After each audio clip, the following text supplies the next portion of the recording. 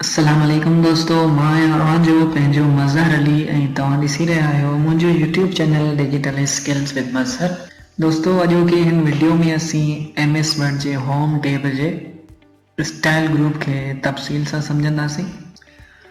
दोस्तों MS word जे home tab में ही जेको एरिया तव्हांखे नज़र अची रहियो आहे हिन खे स्टाइल ग्रुप चवंदा आहिनि। हिन जे ज़रिए तव्हां पंहिंजे टेक्स्ट खे बिल्कुलु ख़ूबसूरत ऐं हिकु जहिड़ो बणाए सघो था, उहो बि घटि वक़्त में। तव्हांजो टाइम बि घटि लॻंदो ऐं तव्हांजो जेको डॉक्यूमेंट आहे उहो बिल्कुलु प्रोफेशनल नज़र ईंदो। मतिलबु त हिन में तव्हांखे manually font size colour change न करणा पवंदा। बसि हिकु स्टाइल चूंडींदो ऐं तव्हांजो कमु मुकमल थी वेंदो।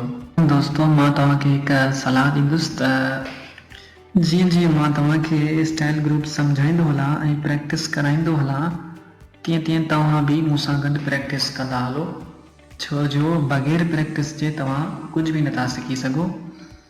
सो सुहिणी सलाह इहा ई अथव त मूंसां गॾु प्रैक्टिस कंदा हलो।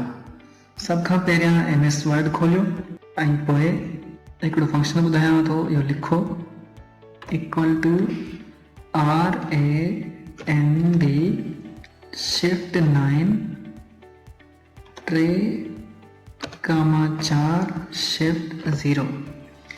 हीउ फंक्शन लिखण खां पोइ एंटर दॿायो। जीअं तव्हां एंटर दॿाईंदा तव्हांजे अॻियां इहो पैराग्राफ। दोस्तों ही जेको मूं पैराग्राफ जनरेट कयो आहे ही सिर्फ़ु तव्हांखे सेखारण जे लाइ, प्रैक्टिस कराइण जे लाइ जनरेट कयो आहे। सो जेकॾहिं तव्हां पंहिंजो को बि अहिड़ो कमु करणु चाहियो था, डॉक्यूमेंट ठाहियो था पंहिंजे प्रोजेक्ट जे हिसाब सां, पंहिंजे कम जे हिसाब सां, त ज़ाहिरी ॻाल्हि आहे तव्हां हुते पंहिंजे कम जे हिसाब सां ई हिते पंहिंजो टेक्स्ट लिखंदो। हीअ त सिर्फ़ु फ़र्ज़ु करियो प्रैक्टिस करण जे लाइ तव्हांखे सेखारियां पियो त कमु कीअं कयो वेंदो आहे, डॉक्यूमेंट खे स्टाइल ग्रुप कीअं मतिलबु हुन ते अप्लाई कयो वेंदो आहे। सो फ़र्ज़ु कयो हीउ जेको मूं जनरेट कयो आहे पैराग्राफ, 3 पैराग्राफ जनरेट कया आहिनि, इनखे मां को बि टाइटल ॾियणु थो चाहियां। तव्हां जॾहिं पंहिंजो रियल कमु कंदो त ज़ाहिरी ॻाल्हि आहे हुनखे पंहिंजो कम जे हिसाब सां टाइटल ॾींदो, पर हीअ त प्रैक्टिस था कयूं उन जे हिसाब सां मां हिकु फ़र्ज़ी हिन ते टाइटल थो ॾियां। मिसाल तौर ते मां हिन ते टाइटल थो ॾियां My MS Word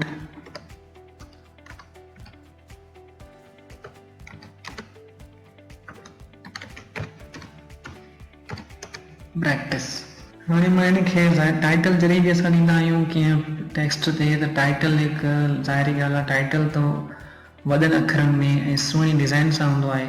सो हुनखे टाइटल जी शिकिल में कीअं बदिलाईंदासीं, उहो असां बदिलाईंदासीं स्टाइल ग्रुप जी मदद सां। सभ खां पहिरियां तव्हां हिनखे सिलेक्ट कंदो। सिलेक्ट करण खां पोइ स्टाइल ग्रुप में हेडिंग 1 ते क्लिक कंदो। क्लिक करण सां तव्हां ॾिसंदो त बिल्कुलु टाइटल ख़ूबसूरत स्टाइल में वॾनि अखरनि में अची चुको आहे। दोस्तों हीअ त असांजे डॉक्यूमेंट जो मेन टाइटल थी वियो। हाणे असीं फ़र्ज़ु करियो हिते डॉक्यूमेंट खे सब टाइटल ॾियूं था।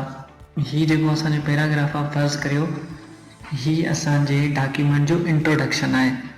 हीअ जेको सॼो असांजो डॉक्यूमेंट आहे 3 पैराग्राफनि जो, फ़र्ज़ु करियो हीअ जेको पहिरियों पैराग्राफ आहे इहो असांजे हिन डॉक्यूमेंट जो इंट्रोडक्शन आहे।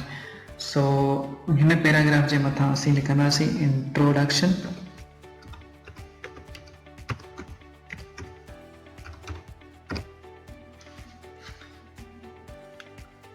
हाणे हिनखे सिलेक्ट कंदासीं ऐं हिते हेडिंग 2 ते वञी हिनखे क्लिक कंदासीं त हेडिंग 2 हिन ते अप्लाई थी वेंदी।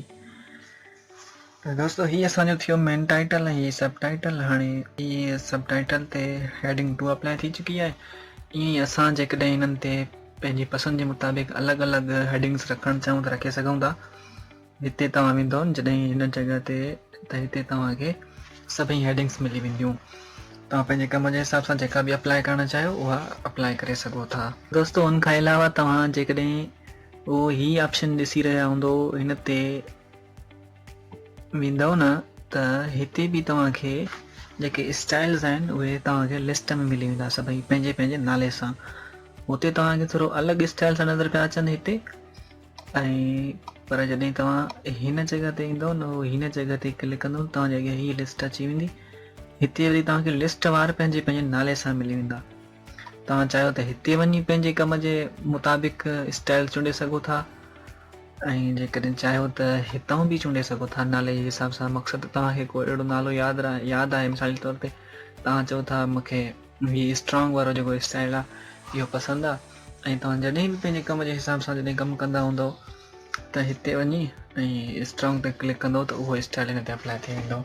हाणे मिसाल जे तौर ते असीं हिन सॼे डॉक्यूमेंट ते मुख़्तलिफ़ स्टाइल्स अप्लाई करे ॾिसूं था। हिते ही जेको स्टाइल आहे नो स्पेसिंग वारो, हिन ते जॾहिं तव्हां क्लिक कंदव त ॾिसंदव त डॉक्यूमेंट में जेका लाइननि में स्पेसिंग आहे उहा स्पेसिंग ख़तम थी वेंदी बिल्कुलु। ये ॾिसो स्पेसिंग ख़तम थी वई, लाइननि जे विच में जेका स्पेस हुई उहा ख़तम थी चुकी आहे। ईअं ई वरी जेकॾहिं नॉर्मल कंदव, हिते नॉर्मल ते क्लिक कंदव त साॻियो पैराग्राफ पंहिंजे नॉर्मल पोज़ीशन में अची वेंदो। ईअं ई मुख़्तलिफ़ स्टाइलनि जो मुख़्तलिफ़ थोरो रखियलु आहे। ही ॾिसो हिन सां ही थी थो वञे, हिन सां ही चेंजिंग अचे पई, हे थोरो स्टाइल ॾिसो इटालिक थी चुको आहे।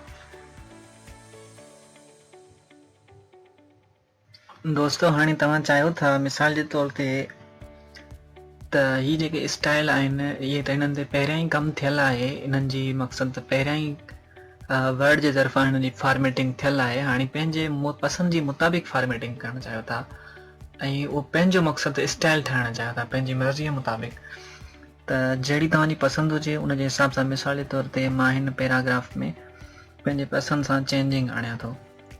ठीकु आहे, मां हिन जो जेको फॉन्ट स्टाइल आहे उहो फॉन्ट साइज़ जेका बोल्ड कई, ऐं हिन जो जेको कलर मां ही येलो थो करियां, साइज़ हिन जी 11 हुई, मां हिन जी साइज़ थो करियां 18, साइज़ बि हिन जी वॾी थी वई। ही जेको स्टाइल आहे तव्हां हिन जो स्टाइल बि चेंज थो करियां। हाणे ही कमु कयो हिन पैराग्राफ जो, मां चाहियां थो त इहो स्टाइल मूं वटि सेव हुजे, त मां हिते स्टाइल्स में वेंदुसि, क्रिएट स्टाइल ते वेंदुसि ऐं हिते हिन खे पंहिंजे कम जे हिसाब सां नालो थो ॾियां। मिसाल कहिड़ो बि नालो ॾेई सघिजे थो, मां पंहिंजे ही नालो थो ॾियां हिन खे मज़हर स्टाइल, हिते हिन खे ओके कंदुसि, स्टाइल सेव थी वियो। हाणे मां जॾहिं बि इहो साॻियो स्टाइल खणणु चाहियां त ऐं कंहिं ॿिए फॉर्मेट ॿिए कंहिं पैराग्राफ ते लॻाइणु चाहियां, मिसाल जे तौर ते मां इहो स्टाइल हाणे वरी हिन पैराग्राफ ते अप्लाई करणु थो चाहियां, त हिते स्टाइल्स में ईंदुसि, हीअ ॾिसो हिते जेको मूं स्टाइल चई सेव कयो हुयो उहो हिते अची चुको आहे, हिन ते क्लिक कंदुसि त इहो साॻियो ई स्टाइल हिते अप्लाई थी चुको। अच्छा दोस्तो, हिते ही जेको टाइटल असां हिन सिलेक्ट कयो हुयो, हिन ते हेडिंग 1 अप्लाई कई हुई, हिन खे असां मॉडिफाई बि करे सघूं था, मक़सदु हिन में चेंजिंग्स आणे सघूं था। हिते तव्हां क्रिएट स्टाइल में वेंदो, हिते तव्हांखे ही मॉडिफाई ऑप्शन मिलंदो, हिते तव्हां पंहिंजे मक़सद जे हिसाब सां मतिलब जे हिसाब सां हेडिंग 1 में चेंजिंग आणे सघो था, हिन जी साइज़ तब्दील करे सघो था, हिन जो स्टाइल लेटर्स जो bold italic underline colour change करे सघो था, इन जी अलाइनमेंट्स चेंज करे सघो था, इन जी लाइननि में जेका स्पेसिंग आहे उहा चेंज करे सघो था, इनखे मस्त सेंटर में राइट में लेफ्ट में उहो बि हितां अप्लाई करे सघो था। उनखां अलावा दोस्तो ही जेको हिते क्लिक कंदो, हिते तव्हांखे ही क्लियर फॉर्मेटिंग जो ऑप्शन नज़र अची रहियो आहे, हिन खे तव्हां जॾहिं क्लिक कंदव न, तव्हांजे कम ते जेका बि फॉर्मेटिंग थियल हूंदी उहा सभु जा सभु ख़तम थी वेंदी।